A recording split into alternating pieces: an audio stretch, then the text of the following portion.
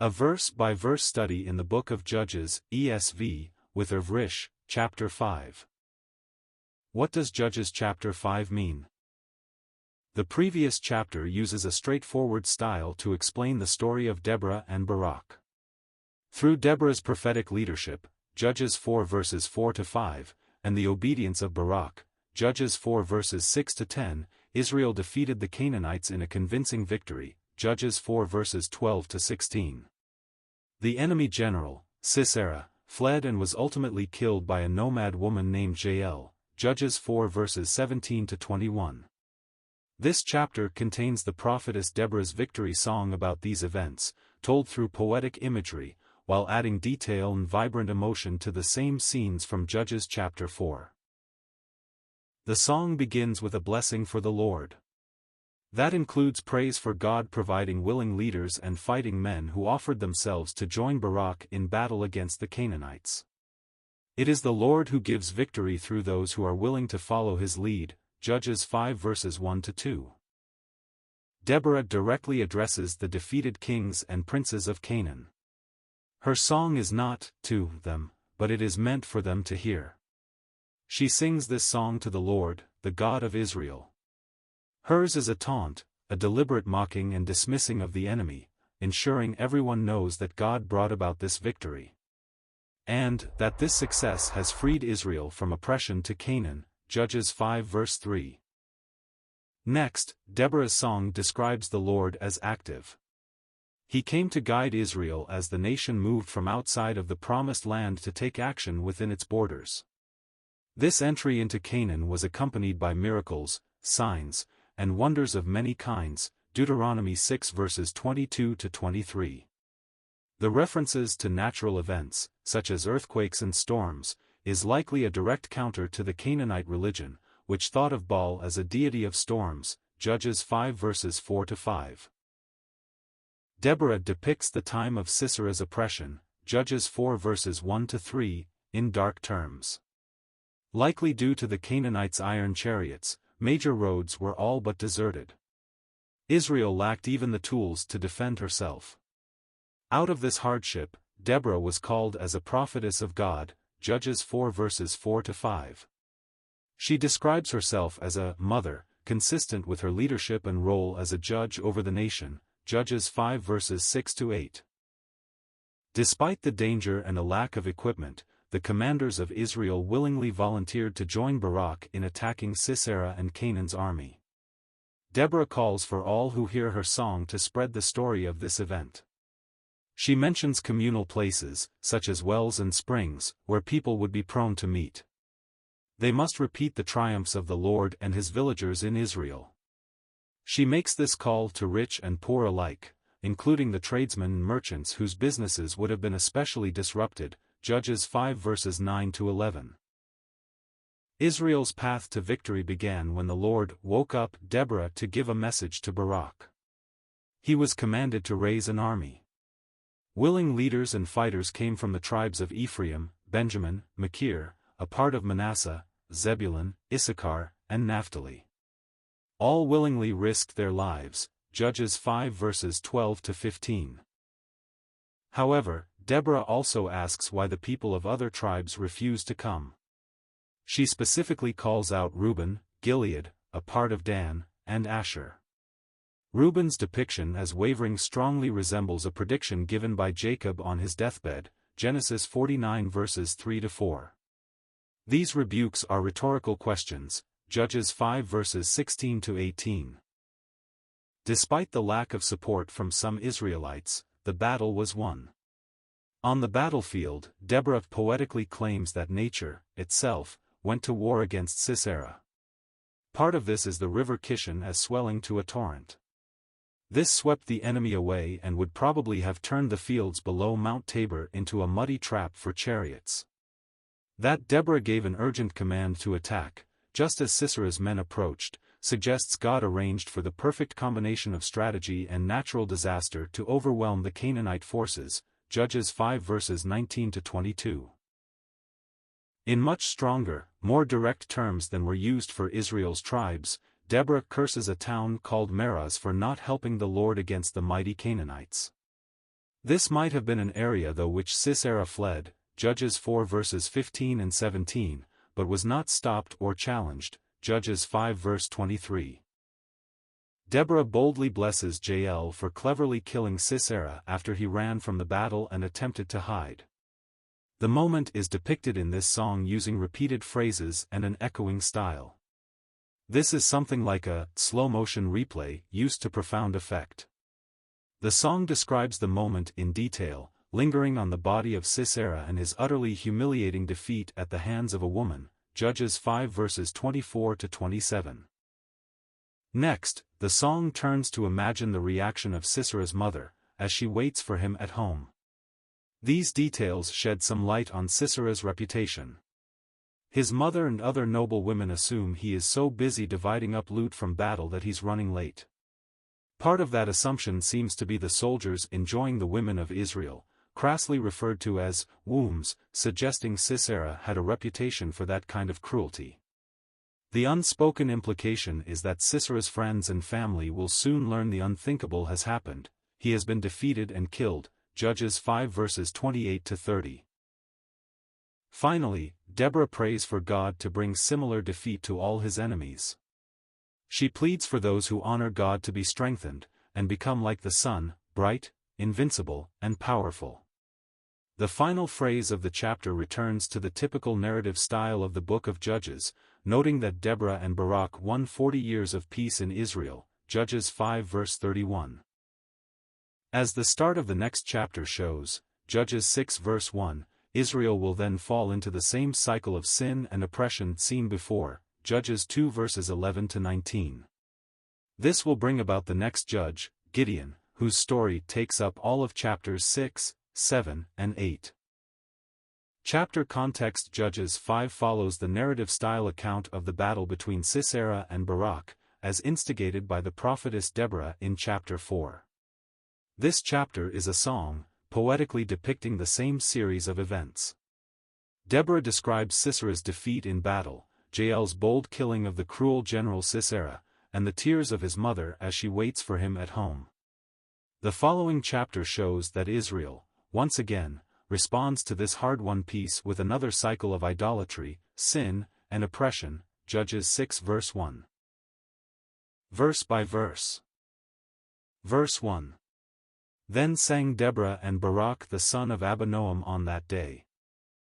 The victory over Sisera and Jabin has been won for Israel by the Lord, Judges 4 verses 22 to 24. Deborah, Judges 4 verses 4 to 5, writes a song in celebration. This parallels the song sung by Moses and the people of Israel after their miraculous salvation at the Red Sea, Exodus 15 verses 1 to 18. This verse reports that Deborah and Barak sang the song together. The original Hebrew makes it clearer that Deborah is the primary voice, while Barak is echoing her words. The verb used here for sing is feminine, while groups or men use a masculine form, Exodus 15 verse 1, Ezra 3 verse 11, Psalm 106 verse 12. The song tells highlights from the Lord's defeat of the Canaanites in the form of poetry. It adds details from the more straightforward telling in the previous chapter. It also emphasizes Israel's emotional responses to the awesome events of Israel's day of salvation from Canaan. Context summary: Judges 5 verses 1 to 11 begins a song composed by Deborah, the prophetess and judge of Israel, Judges 4 verses 4 to 5. This segment introduces the troubles experienced by God's chosen people leading up to their battle against Canaan. Though Israel had been blessed by God and his miracles when they came out of Egypt, the nation had fallen under oppression. As explained in the prior chapter, Judges 4 verses 1 to 10, the people responded to Deborah's call for action. What follows is a celebration of Israel's victory against Sisera, Jabin, and the Canaanite army, Judges 4 verses 12 to 16. Verse 2. That the leaders took the lead in Israel, that the people offered themselves willingly, bless the Lord. Judges 5 is a song, composed by Deborah, Judges 4 verses 4 to 5, 5:1, to commemorate victory over the Canaanites and Israel's freedom from their rule. It reflects the facts of the previous chapter, but it also adds feeling and emotion. The song begins by blessing the Lord for the actions of his people. It celebrates that their leaders did as they should, they led. As well, the people of Israel willingly volunteered to risk their lives to stand up to Israel's enemy. Right from the start of the song, the Lord is given all credit, even for the willingness of his own people to make right choices. In every nation and company and church committee, people still bless the Lord when leaders take the lead and lead well. They also praise God when those being led willingly volunteer their time and energy to contribute to the cause. Verse 3. Hear, O kings, give ear, O princes, to the Lord I will sing, I will make melody to the Lord, the God of Israel. In this victory song, Judges 5 verse 1, Deborah, Judges 4 verses 4 to 5, and Barak, Judges 4 verse 6, have blessed the Lord for the leadership of the leaders and the willing service of the people, Judges 5 verse 2. Now they call to the kings and princes of the Canaanites, who have been defeated by the Lord. This could be seen as taunting a beaten enemy. To some extent, that's exactly what it is. At the same time, Deborah's song doesn't mock them so she can extol the strength or virility of a victorious king. That familiar pattern was followed by the victory songs and stories of other nations during this era. Rather, Deborah's song declares she will sing to the Lord. She will make melody to the God of Israel. She wants the Canaanite kings to know that he is the one who ended their decades of oppressive rule over the people of Israel, Judges 4 verses 1 to 3. Her bold declaration that the Lord, Yahweh, is the God of Israel stands out in the book of Judges. Even among the judges themselves, very few of God's people so explicitly declare that Yahweh is Lord. Verse 4. Lord, when you went out from Seir, when you marched from the region of Edom, the earth trembled and the heavens dropped, yes, the clouds dropped water. Deborah has announced her intention to sing to the Lord and to make melody to the God of Israel, Judges 5 verses 1 to 3. This is part of a song celebrating God's provision of victory over the Canaanites, Judges 4 verses 22 to 24. Here, that song begins in earnest. She pictures the Lord as a conquering king who moved from Seir and from the region of Edom. Scholars have long debated why Deborah mentions these places. Perhaps the best explanation is that she is showing the Lord is with Israel. He moved with them from outside the promised land into Canaan itself. This phrasing may have been a direct attack on the power of Baal. Baal was the most prominent false god worshipped by the Canaanites, as well as by Israelites during their seasons of rebellion. Deborah may be saying that Baal no longer reigns supreme over Canaan. The Lord has occupied the land. Deborah adds that when the Lord marched from those other places and into Canaan, the earth trembled, and water poured from the clouds in the heavens. Baal was said to ride on the clouds to help his people in Canaan, but the God of Israel had truly brought rain from clouds to help his chosen ones. Many scholars point to verses 19 to 21 to suggest that God used a rainstorm to help his people defeat Sisera and his iron chariots, Judges 4 verses 1 to 3. Verse 5. The mountains quaked before the Lord, even Sinai before the Lord, the God of Israel. Deborah is singing her song boldly to the Lord himself, Judges 5 verses 1 to 4. She is echoed by Barak and the people of Israel. She has described God as moving from outside of the land of Canaan into the land, bringing earthquakes and rainstorms with him. This language likely was meant to directly counter the Canaanite false god, Baal, who was associated with storms. Now she refers to the quaking of Mount Sinai when the Lord came down to visit Moses and deliver the law to Israel, Exodus 19 verse 18. Even mountains quake and tremble before the Lord, the God of Israel. Those who worship Baal could not say the same of him. God reigns as Lord over even the land of Canaan with real power that Baal could never deliver. Verse 6. In the days of Shamgar, son of Anath, in the days of Jael, the highways were abandoned and travelers kept to the byways. This chapter is a poetic song of victory, composed by the prophetess and judge, Deborah, Judges 4 verses 4 to 5, 5:1. She has described the greatness of the Lord God, Judges 5 verses 2-5. Now she describes the desperate times out of which she was raised up as a prophetess. She describes the dark days of Shamgar, Judges 3 verse 31. Shamgar was mentioned in a single verse at the end of Judges 3. Extraordinarily little detail is given about him, other than he was used by God to kill 600 Philistines at a crucial moment. This may have happened during or shortly after Ehud's time as a judge over Israel. The description of Shamar as son of Anath might mean servant of the goddess Anath, suggesting he was a non-Israelite nevertheless used by God. Another non-Israeli who was part of God's plan is Jael, the wife of Heber, who deftly killed the Canaanite general Sisera while he slept in her tent, Judges 4 verses 20-22. Deborah will describe her as most blessed of women for this act on Israel's behalf, Judges 5 verse 24. It is telling that Deborah mentions the Lord's use of two non-Israelites to save Israel. This reinforces Israel's faithlessness to the Lord. It also demonstrates that God is the one who saves Israel by any means he so chooses.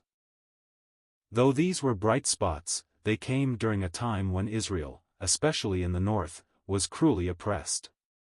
It was not safe for the people of the Lord, or, perhaps, for anyone, to be out on the highways. Sisera's iron chariots likely had much to do with this threat, Judges 4 verse 3. Instead, travelers during that time came and went by lesser-traveled roads to avoid danger. Verse 7.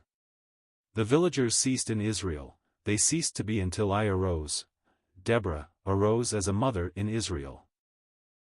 Deborah, Judges 4 verses 4-5, 5:1, has described the dark days in northern Israel when the Canaanites were oppressing the people.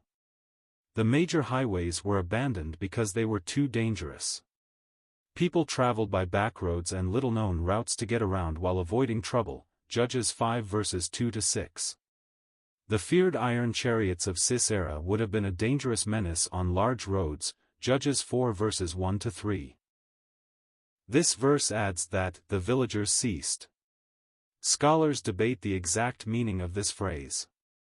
One possibility is that those who lived in villages stopped traveling or working their fields for fear of harm, Judges 6 verses 3-4, 11.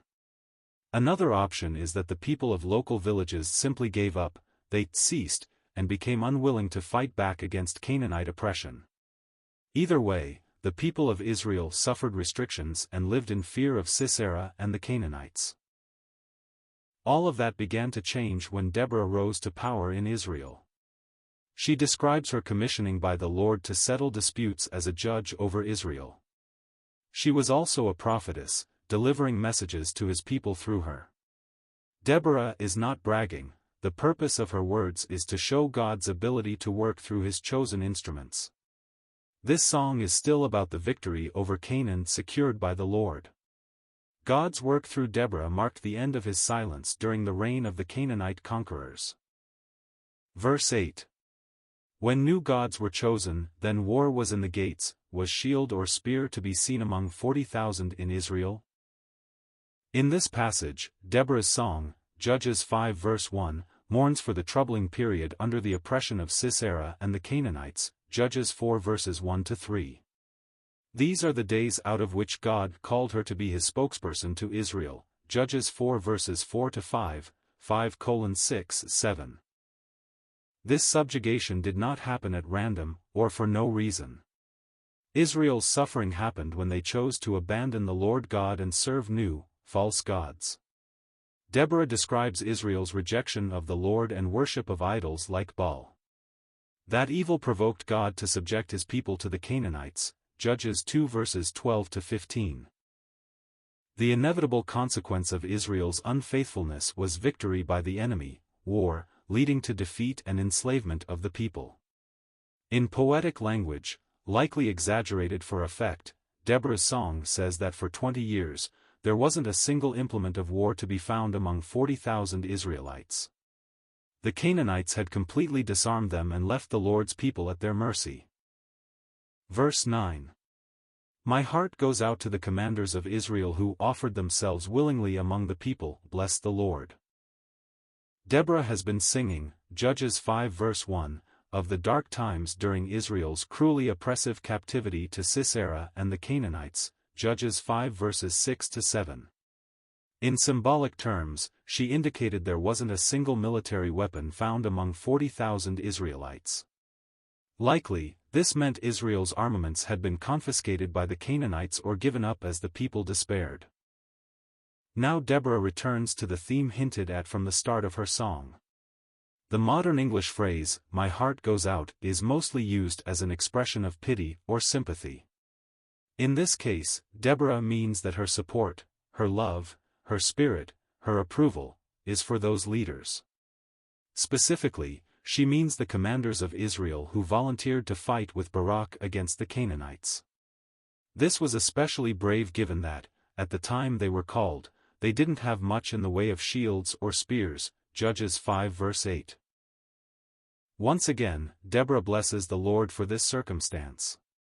She credits God for the willingness of brave men to offer themselves for battle. Verse 10. Tell of it, you who ride on white donkeys, you who sit on rich carpets and you who walk by the way. In verse 3, Deborah had directly addressed the kings and princes of Canaan, telling them to listen as she sang her victory song to the Lord. This can be read as taunting after the Lord's victory over Canaan, which, in a sense, it is, 1 Kings 18 verses 26 to 27. It is certainly meant to emphasize that the God of Israel defeated them. Now she turns her eyes to the wealthy, perhaps thinking specifically of those who continued to go about their successful business, making money and enjoying life while Israel was being so cruelly oppressed. White or pale donkeys might have been more prized and more expensive. More likely, this refers to the ornate saddles and covers used by rich people. The wealthy could drape expensive rugs over their white donkeys and ride in both comfort and style. These merchants likely profited from Israel's enslavement to the Canaanites. Another possible meaning for this reference is joy over the end of Canaan's oppression, which would allow merchants to trade their goods once again, Judges 5 verse 6. Deborah also mentions those who walk by the way, not riding on donkeys. In this context, the reference is meant as a contrast, a reference to the poor. She means for people of all classes to distribute her song everywhere. She wants the fame of God's victory over Canaan to spread. Verse 11. To the sound of musicians at the watering places, there they repeat the righteous triumphs of the Lord, the righteous triumphs of his villagers in Israel. Then down to the gates marched the people of the Lord. Deborah has called out to the rich and the poor on the roadways to tell the story of her song, Judges 5 verse 1, celebrating the Lord's salvation of Israel from the Canaanites, Judges 4 verses 12 to 16. Now she adds that they should tell it to the sound of the musicians or singers at the watering places. Scholars say the exact meaning of this phrase is difficult to translate. Even so, there is no doubt about the intent. Places with easily accessible water were key points along roadways. Travelers would stop and rest there, trading news and telling stories. Entire communities would gather at these spots. Deborah is telling those who hear her song to sing it themselves to others, to keep passing on the story of God's victory everywhere they go. This is her distribution model for this amazing news in Israel. She tells her listeners to repeat the righteous triumphs of both the Lord and his villagers in Israel, meaning those who volunteered to follow Barak into battle against the Canaanites, Judges 4 verse 10, 5:9. This verse ends with a sentence introducing the next passage. Deborah celebrates those people of the Lord who willingly marched down from the hill country to do battle at the gates of their oppressors. Verse 12. Awake, awake, Deborah, awake, awake, break out in a song, arise, Barak, lead away your captives, O son of Abinoam. So far, Deborah's song has mostly been about who she is singing to, as well as the God she sings for, Judges 5:1, 4-5. She has just urged those who hear it to distribute the story of the Lord's victory over the Canaanite oppressors. They should tell it wherever they go, Judges 5 verses 10 to 11. Here, the process of Israel's redemption from Canaanite oppression is presented in poetic terms. The action is initiated by God's call to Deborah and Barak. The Lord says to her, "Awake." This brings in the idea of awareness, becoming conscious of God's voice. Deborah is empowered as a prophetess to hear the words of God. The Lord tells her the moment has come to break out in song. In some ways, this song is the summons she extended to Barak, Judges 4 verses 6 to 10. It's also the God-given order she gave for Barak and his men to launch into battle, Judges 4 verse 14. Either way, this beautiful metaphor depicts her role as the deliverer of God's messages. The message to Barak the deliverer, through Deborah the prophetess, is much clearer. She was called on to become aware, and to speak. Barak is told to act. His work begins with raising an army from among his countrymen. The call to lead away captives reverses what had been the status quo for 20 years in Israel, Judges 4 verses 1 to 3. Barak was leading the Israelite captives into battle against their captors to become free people once again. Context summary: Judges 5 verses 12 to 18 describes Deborah's rise to power and her appeal for Israel to fight against their Canaanite oppressors, Judges 4 verses 1 to 3.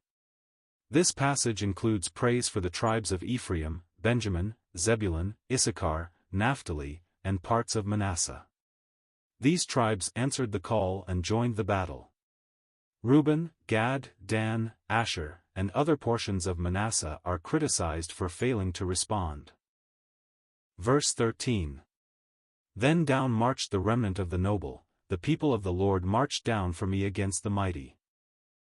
The celebratory song of Deborah, Judges 5 verse 1, now comes to the Israelite army which attained great victory over the Canaanites who had oppressed them for 20 years, Judges 4 verses 1 to 3. Unlike the prior chapter, Judges 4 verses 12 to 16, this is not a strict historical description. This is a song, poetry, focused on the triumph and feelings of the experience rather than specific details. The prophetess has described in poetic terms how God empowered her to call Barak, Judges 5 verse 12, to muster people from Israel to join him in battle against the Canaanites. She now celebrates how the survivors of Israel's people marched against the mighty enemy. Some scholars understand "noble" to describe these volunteers, while others read this as a name for the rich and upper-class Canaanites. The picture is clear either way. Many Israelites died under the cruel oppression of the Canaanites. Those who answered Barak's call to battle were survivors of that oppression. They were those left over, going to war against a vastly superior army. It's possible the Israelites did not even have spears and shields, Judges 5 verse 8. Verse 14. From Ephraim their route they marched down into the valley following you, Benjamin, with your kinsmen, from Machir marched down the commanders and from Zebulun those who bear the lieutenant's staff. Deborah, in a song commemorating the Lord's victory over the Canaanites, Judges 5 verse 1, now describes the volunteers from the various tribes of Israel who offered themselves to follow Barak into battle. These are the people of the Lord who answered the call to come and fight. In the previous chapter, Scripture described these events in a straightforward way, using prose instead of poetry. No mention was made of any tribes except Naphtali and Zebulun. Now it becomes clear that several tribes contributed to Barak's sizable army, Judges 4 verse 10. Deborah first mentions the people of her own tribe, Ephraim. They marched down into the valley, either from the hill country where they lived or from Mount Tabor after the entire army had gathered there. Those of the tribe of Benjamin came next. She also mentions a group of commanders from Machir. Machir was the name of Manasseh's oldest son, Genesis 50 verse 23, this likely means those occupying the western part of the territory of Manasseh. The volunteers from Zebulun follow next. Deborah describes these as the ones who carry the lieutenant's staff. Apparently, both Machir and Zebulun contributed leaders or officers to the cause. Verse 15. The princes of Issachar came with Deborah and Issachar faithful to Barak. Into the valley they rushed at his heels. Among the clans of Reuben there were great searchings of heart. Many groups sent men in response to Barak's call for fighting men. Judges 4 verse 10. Deborah's song celebrates those communities. Judges 5 verses 1 and 14. She has mentioned willing fighters and leaders from Ephraim, Benjamin, Machir, part of the tribe of Manasseh, and Zebulun. Now she adds that princes of Issachar came with her. She also describes them as faithful to Barak, rushing into the valley from their mustering position on Mount Tabor at Barak's heels. The picture created is of a bold and courageous group of fighters who were ready for action.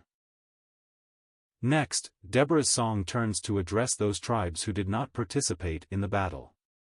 She will hold these to account for generations to come for their refusal to fight with Barak and the Lord against Israel's oppressors. This rebuke begins with the clans of Reuben. Rather than directly refusing to come or waiting too long, they are indecisive. The tribes never move beyond thinking into action, eventually sending no men into battle. This faltering, hesitant attitude matches the description given by Jacob when he prophesied over his sons on his deathbed, Genesis 49 verses 3-4. Verse 16. Why did you sit still among the sheepfolds to hear the whistling for the flocks? Among the clans of Reuben there were great searchings of heart. Deborah's song, Judges 5 verse 1, has turned from praising tribes for their willing volunteers to questioning those who refuse to join the cause against the Canaanites, Judges 5 verses 13-15. She described the tribe of Reuben as wrestling with the decision, spending much time and energy thinking about what to do. Her question to them, delivered in song, makes it clear they reached the wrong conclusion. Her question depicts Reuben's tribe sitting in the middle of sheep pens, listening to the shepherd playing music on a pipe or flute. The implication can be taken one of two ways. One is that of men so comfortable where they are that they refuse to help others. The other suggestion is of men committed to protecting their own, with no concern for the flocks of other shepherds. The repeated reference to Reuben's pondering, dithering attitude likely means they deeply considered the issue before refusing to go. That would correspond to Jacob's deathbed prediction about the tribe, Genesis 49 verses 3-4. Alternatively, the Hebrew could be read to mean Reuben was completely resolved not to send anyone to this battle for any reason. Either way, Deborah's song holds them accountable for making the wrong choice. Verse 17. Gilead stayed beyond the Jordan, and Dan, why did he stay with the ships? Asher sat still at the coast of the sea, staying by his landings. After a glorious defeat of Canaanite oppressors, Judges 4 verses 14-16, the prophetess Deborah sings a song of praise to God, Judges 5 verse 1. As part of the celebration, she praised tribes that participated in the battle, Judges 5 verses 13-15, then moved to chastise those who failed to send any fighters, at all, Judges 5 verse 16. The tribe of Reuben, predicted to be wavering as water, Genesis 49 verses 3-4, was scolded for sitting idly by like men among the sheep ignoring a call to action. Now Deborah asks why the men of Gilead, a group including parts of the tribes of Gad and Manasseh, did not cross over the Jordan River from the east to come and help. Why did the people of Dan remain on the west coast with their ships and, presumably, their shipping business? Why did the people of Asher sit still by the Mediterranean coast near their landings? To be clear, these tribes were far away from the battlefield. They were not nearly so close to the trouble as the other tribes. Yet Deborah's song offers no excuse. The people of the Lord were fighting at the Lord's command against the Lord's oppressors, but these tribes remained engaged in their businesses and other occupations. Hundreds of generations later, Deborah's song is still chastising them for their decision not to participate in God's promised victory. Verse 18. Zebulun is a people who risked their lives to the death, Naphtali, too, on the heights of the field. Deborah's celebratory song, Judges 5 verse 1, has been holding 4 groups to account. These refuse to send any men to fight a battle against the Canaanites, Judges 4 verses 12 to 16. Named tribes or people included Reuben, Gilead, likely including parts of Gad and Manasseh, Dan, and Asher, Judges 5 verses 13 to 17. Now she acknowledges 2 more tribes who sent fighters for the cause. These, it seems, were the main forces recruited by Barak, Judges 4 verse 10. She points out that the stakes were high, and the risk was great. The people of Zebulun risked their lives to join in, as did the volunteers from Barak's home tribe of Naphtali, Judges 4 verse 6. They were willing to die on the field of battle to stand with Barak, on behalf of the Lord, against Sisera and his fearsome iron chariots, Judges 4 verses 1 to 3. Scripture, through Deborah, praises their courage and faithfulness. The others were unwilling and refused to join. This clear answer and direct praise contrasts the lingering question hanging over the uninvolved tribes, why? Verse 19. The kings came, they fought, then fought the kings of Canaan at Tanakh, by the waters of Megiddo, they got no spoils of silver. Deborah's song, Judges 5 verse 1, about God's victory over the oppressors of Israel, Judges 4 verses 1 to 3, finally arrives at the battle itself, Judges 4 verses 12 to 16. Only Sisera, the commander of Canaan's army, is mentioned in the previous chapter. Now, though, Deborah adds that the kings of Canaan fought alongside Sisera. Jabin of the city of Hazor was the king over all the Canaanites. Lesser kings would have ruled over their own city-states under Jabin's authority. These would have participated in the battle against the Israelites with the fighters from their own towns. This passage describes them gathering for the fight at a fortified city called Tanakh. This was just southeast of Megiddo. Many famous battles have taken place on or near the plain of Megiddo, which some commentators have described as an ideally suited field of battle. Pivotal conflicts are yet to occur there, as well. Revelation 16 verse 16 refers to the spot using a term which has come into English as Armageddon, which means Mount Megiddo. The last line of this verse foreshadows Canaan's defeat. The kings received no spoils of silver from this battle. One of the motivations for ancient soldiers in war was the loot that could be taken from the enemy if you were successful. These rewards would have included material possessions, such as silver, as well as human slaves and women to molest, Judges 5 verse 30. The kings received no spoils because Canaan was utterly defeated. Context summary Judges 5 verses 19 to 23 recounts the battle briefly depicted in Judges 4 verses 12 to 16. In poetic language, the passage indicates that Sisera's Canaanite army was thoroughly defeated. While partly symbolic, this segment also suggests an unexpected flood as part of God's plan for Israel's victory. Meroz, likely a town that failed to aid their fellow Israelites, is cursed. Verse 20. From heaven the stars fought, from their courses they fought against Sisera. According to this part of a celebratory song, Judges 5 verse 1, the kings of Canaan entered battle against vastly overmatched Israelites, Judges 4 verses 12 to 13.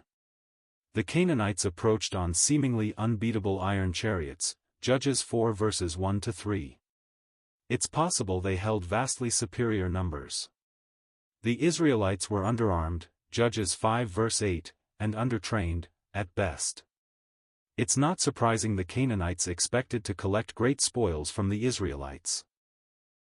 As explained here, however, the Lord turned the tide of the battle before it even began. Deborah poetically describes the stars fighting from heaven against Sisera and his army.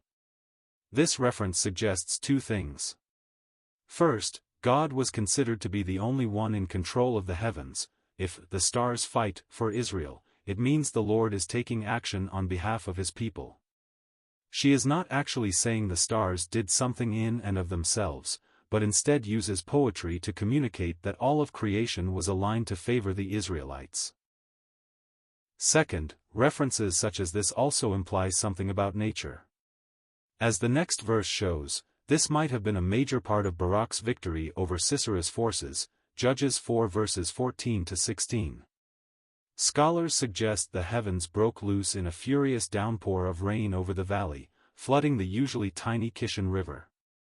This would turn it into a torrent, a flash flood, sweeping away many men. It would also make the field a muddy mess, incapacitating heavy iron chariots. Verse 21. The torrent Kishon swept them away, the ancient torrent, the torrent Kishon, march on, my soul, with might. How did the vastly outmatched army of Israel ever defeat the overpowering force of Sisera's Canaanite army with its 900 iron chariots? Judges 4 verses 1 to 3, 14 to 16. The short answer is that the Lord gave them the victory.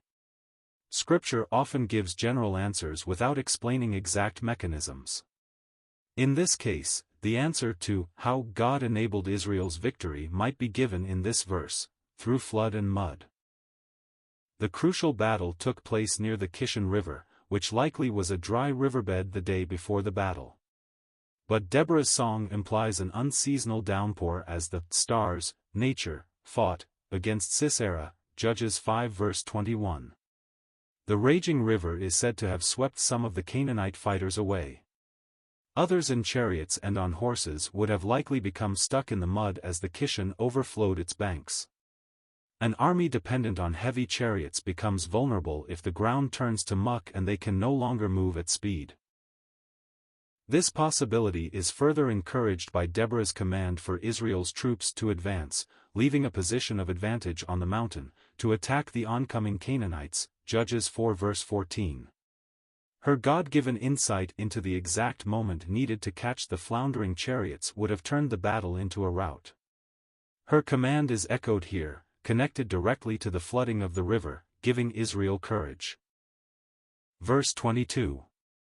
Then loud beat the horses' hoofs with the galloping of his steeds. Deborah's song, Judges 5 verse 1, has described the suddenly flooded Kishon River sweeping away at least some of the Canaanite army, Judges 5 verses 20 to 21. Scholars suggest the valley experienced an unseasonable flash flood, quickly becoming muddy, incapacitating the heavy iron chariots of war. The unbeatable Canaanites were likely stuck or retreating. The last chapter indicated, as well, that Deborah gave a sudden command for Israel to attack, leaving the security of high ground, with great urgency, Judges 5 verse 14. Through God's supernatural intervention in both ways, Israel's army could have fallen on the Canaanites at the exact moment they were most vulnerable. Here, Deborah imagines the sounds of hooves to the frenzy of the battlefield. This is either the sound of horses making a break away from the battle, Judges 4 verses 15 to 16, or simply stomping around in a frenzy, unable to escape because of the conditions. The noise and chaos of that moment would have been intense. Verse 23. Curse Meroz, says the angel of the Lord, curse its inhabitants thoroughly because they did not come to the help of the Lord against the mighty. The battle has been won, Judges 4 verses 15 to 16. The Lord fought for Israel, apparently using the weather against the Canaanites, Judges 5 verses 20 to 22. The result was an astounding upset. Israel has won the battle and will soon defeat King Jabin and Canaan completely, Judges 4 verses 23 to 24. Suddenly, Deborah's song, Judges 5 verse 1, turns to address another people who refuse to join in the Lord's battle against Canaan. She has already raised the question of why the people of various Israeli tribes sent no volunteers to the battle, Judges 5 verses 15 to 17. Her rhetorical questions allowed their shame to linger, but she did not curse them. Meroz, however, is overtly cursed for their failure to render aid. The location of Meroz is not known. It was apparently an Israelite town. In some way, its people refused to answer the call to fight against the Canaanites, Judges 4 verse 10. Some scholars speculate that the people of Meroz made an alliance with Canaan against their fellow Israelites. Others suggest the people of Meroz failed to stop Sisera from escaping from the battle, Judges 4 verse 17, when they had a chance. Even worse, it is not Deborah but the angel of the Lord cursing Meroz. The phrase, angel of the Lord, is sometimes understood to be an Old Testament reference to Christ before he came to earth as Jesus. Either way, this harsh scolding comes directly from God. Verse 24. Most blessed of women be Jael, the wife of Heber the Kenite, of tent-dwelling women most blessed. Having delivered a curse to the people of a town called Meroz, Deborah's song now dispenses a blessing to Jael, the wife of Heber, Judges 4 verse 11. She killed Sisera, the commander of the Canaanite army, Judges 4 verses 17 to 21. That involved lulling the fleeing general into sleep, only to drive a wooden spike through his skull. God's providence, his ability to provide through an arrangement of events rather than by direct action, means he can use anything, even human evil, to accomplish good purposes. The previous chapter's straightforward reporting offered no commentary on Jael's deed.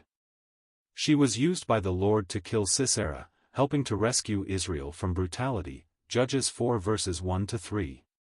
The initial account did not say whether what she did, itself, was good or bad.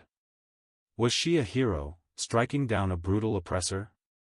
Or was she a manipulative, betraying murderess?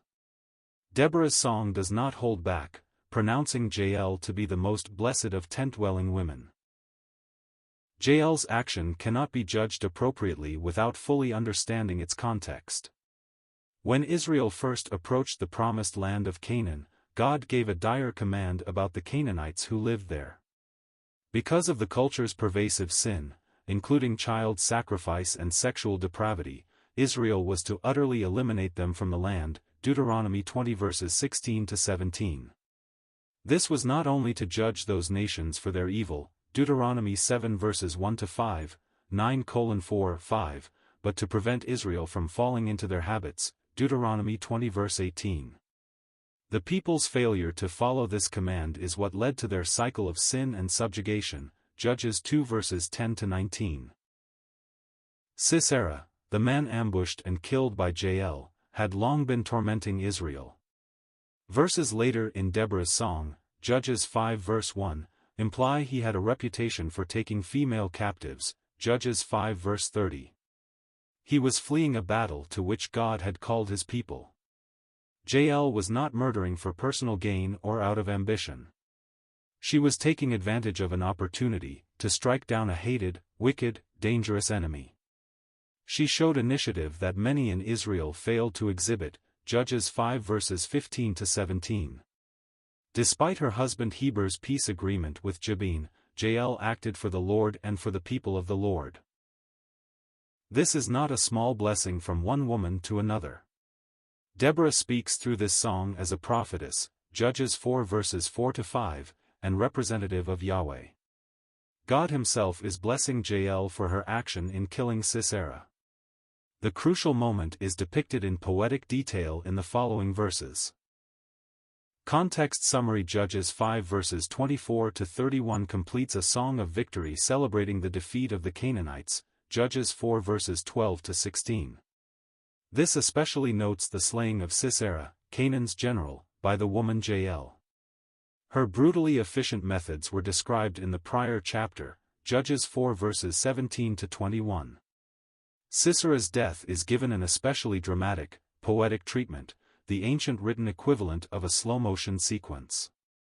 The passage also imagines the surprise which will accompany Sisera's death, depicting it from the view of his mother and servants. The song ends with a plea that God would extend the same defeat to all his enemies. The peace won by Barak and Deborah, Judges 4 verses 4 to 7, will last 40 years. Verse 25. He asked for water and she gave him milk, she brought him curds in a noble bowl. After explaining the great battle between Canaan and Israel, Deborah greatly slows the pace of the story in her song, Judges 5 verse 1. This could be compared to the slow-motion sequences used in modern videos. The dramatic shift in time scale enhances the emphasis on that moment. Jael's slaying of the cruel oppressor Sisera is put to music as the high point of Deborah's victory song. Another parallel to modern events is how the defeat of great enemies is celebrated in songs, movies, books, and other forms of art. Each generation has told detail-laden stories of the end of men like Adolf Hitler, the terrorist Osama bin Laden, or others. Sisera's sudden death is both a sober event and a cause for relief. It's rightly met with celebration for those who feared he would take more lives and harm more people. Judges 4 verses 1-3, 5:30. Deborah's song reveals more of the significance of Jael's response to Sisera's request for water. Judges 4 verse 19. Instead of merely giving him water to quench his thirst, she honored him, or so it seemed, with milk and curds presented to him formally in the bowl of a nobleman. She treated Sisera as a highly regarded official. This gave him every reason to trust her enough to open an opportunity for betrayal. Verse 26. She sent her hand to the tent peg and her right hand to the workman's mallet. She struck Sisera, she crushed his head, she shattered and pierced his temple. Deborah's song, Judges 5 verse 1, comes now to the moment of Sisera's death, Judges 4 verses 19-21. She packs in as many details as she can, using poetic language. Once Sisera was soundly asleep, Jael picked up the tools commonly used by nomadic women of her culture, heavy mallets and long wooden spikes. It's likely Jael had driven these tent pegs into the ground thousands of times in her life. One need not imagine the damage a skilled person could do with such tools. Deborah provides details. The general's skull was shattered, through the soft part between the forehead, eyes, and ears. Jael didn't strike a single fleeting blow and then run. She committed herself to slay the Canaanite leader. The prior chapter indicates she drove the pointed wooden spike through Sisera's head and into the ground, Judges 4 verse 21. There was no chance of survival or escape. The corpse was literally nailed in place when Barak arrived in pursuit, Judges 4 verse 22. Verse 27. Between her feet sank, he fell, he lay still, between her feet sank, he fell, where he sank there he fell, dead. This verse may be the most obviously lyrical in the chapter. This segment repeats key phrases in a rhythmic order. This pattern is something Bible scholars call staircase parallelism. Deborah's song, Judges 5 verse 1, is using poetry to capture the moment following the death of Israel's cruel oppressor Sisera. Separating the phrases in this poem clarifies the rhythm of the words. Between Jael's feet, Sisera sank. He fell. He lay still. Between her feet, he sank. He fell. Where he sank, there he fell, dead. This stylized repetition drives home the point. This is both a terror to God's enemies and a joy to the people of Israel. The one who cruelly and ruthlessly mistreated us is truly dead. It's not a rumor. You didn't mishear the story. He is not coming back. The nightmare is over. Sisera is dead and killed by a woman. Verse 28. Out of the window she peered, the mother of Sisera wailed through the lattice. Why is his chariot so long in coming? Why tarry the hoofbeats of his chariots? The scene of Deborah's song, Judges 5 verse 1, suddenly switches. She declared Jael, the killer of Sisera, Judges 4 verses 1-3, to be blessed for her canny actions, Judges 4 verses 21-22. Then she poetically described the moment of the killing and the dead body of Sisera lying unresponsive on the floor. This took a form somewhat like a slow-motion replay, repeating and emphasizing the demise of Israel's oppressor, Judges 5 verse 27. Without warning, the narrative of the song shifts to Sisera's mother, imagining her waiting at home for her son to return from the battle. It's natural to recoil, at first, at the thought of celebrating the reaction of a mother who has lost a soldier in combat. What Sisera's mother says in the following verses, however, can inspire the opposite feeling. Sisera's family was accustomed to him not only making misery for many Israeli mothers but terrorizing their women and others as well. The image given here is of Sisera's mother looking for him out the window while crying. In poetic style, she asks what's taking him so long to return. She has not seen or heard from his traveling party. It's a moment that an unfortunate number of mothers have experienced, waiting in vain for a child or husband to return from war. At the same time, Sisera had likely caused this scene to happen in the homes of many Israelite mothers over the previous 2 decades. Deborah's song will show his mother little mercy. The following verses will imply that Sisera's cruelty and oppression were truly despicable, Judges 5 verses 29 to 30. Verse 29. Her wisest princesses answer, indeed, she answers herself. Deborah's song, Judges 5 verse 1, is nearing its end. She has recorded the Lord's victory over the Canaanites, Judges 5 verses 19 to 22, and the death of the general Sisera at the hand of a woman while he slept, Judges 5 verses 24 to 27. Now, in a sense, Deborah celebrates the grief of Sisera's mother as she waits for the son who will never return, Judges 5 verse 28. The reason for this crowing is driven by Sisera's long oppression of Israel, Judges 4 verses 1 to 3, as well as details given in these verses. These indicate Sisera was not merely an oppressor, but an especially cruel and fearful one, Judges 5 verse 30. As depicted here, Sisera's mother stands at the window, crying and looking for her son. She asks why she has not yet heard or seen his chariot. The other royal ladies express the same concern. Here, Deborah seems to sarcastically refer to these women as wise, as they are completely wrong in their assumption. In the next verse, the mother and princesses assume Sisera is late because he has so much captured loot to divide, including women, crassly referred to in the Canaanite city as wombs. Verse 30. Have they not found and divided the spoil?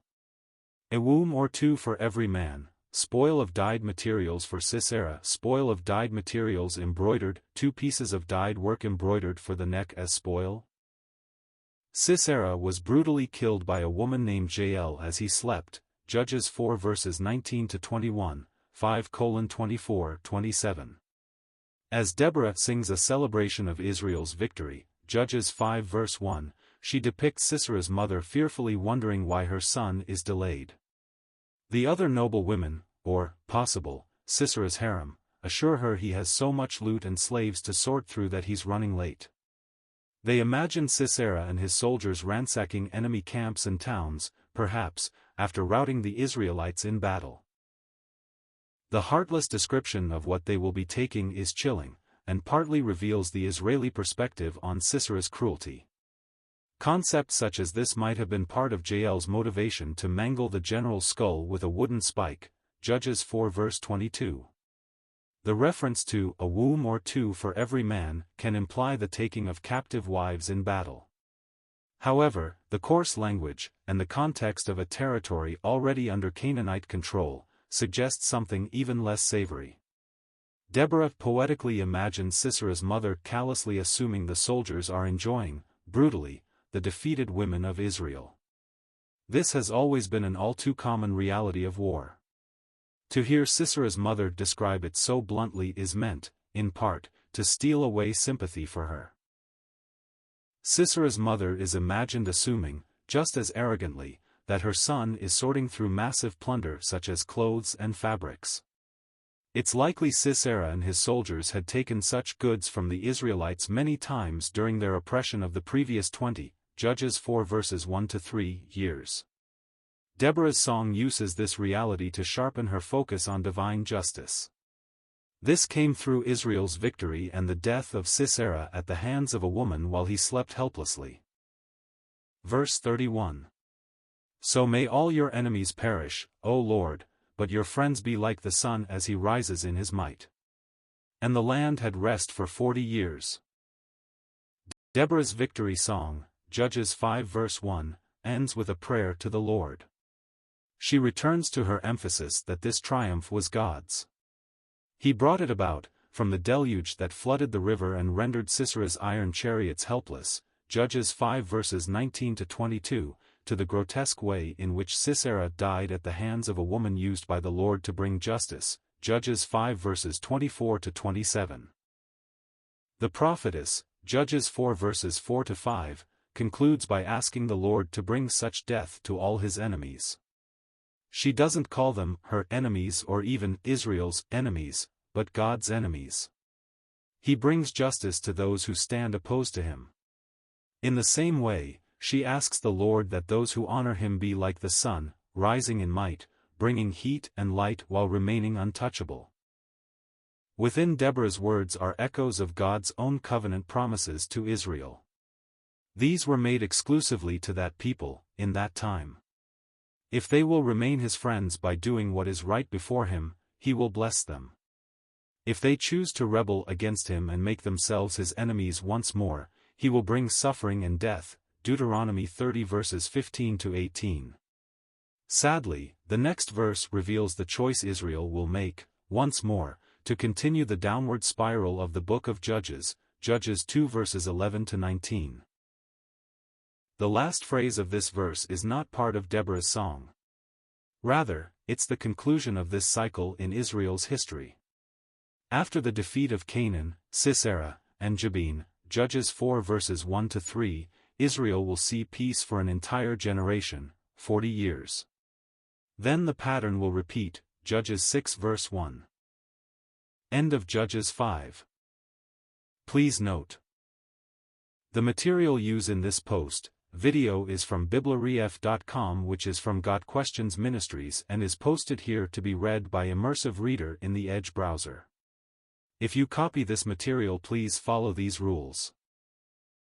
Content from BibleRef.com may not be used for any commercial purposes, or as part of any commercial work, without explicit prior written consent from Got Questions Ministries. Any use of our material should be properly credited. Please make it clear the content is from BibleRef.com. BibleRef.com content may not be altered, modified, or otherwise changed unless such changes are specifically noted.